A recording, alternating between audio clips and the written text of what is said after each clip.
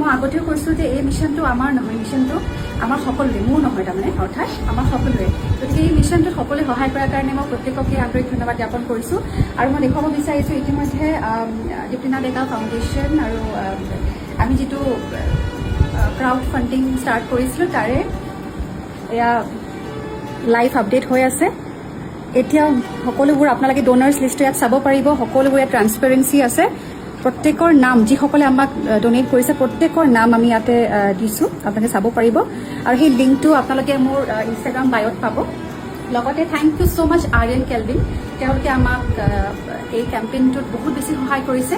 গতিকে for Aryan kelvin, তেওঁ আমাক প্ৰায় 1,36,000 ডোনাৰ্ছে আমাক ডনেট কৰিছে আৰু প্ৰায় এতিয়ালৈকে আমি 28 লাখ টকা ৰেইজ কৰিবলৈ সক্ষম হৈছোঁ।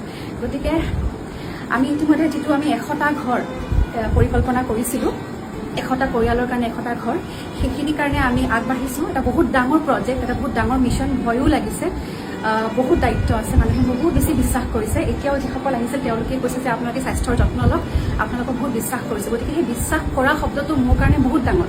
সেইটো কাৰণে আমি যাতে কোনো ভুল ত্ৰুটি নোহোৱাকৈ আমি এই মিছনটো ষ্টাৰ্ট কৰি পেলাই শেষ কৰিব পাৰোঁ, তাৰেই আমাৰ গোটেই প্ৰচেষ্টা চলিছে।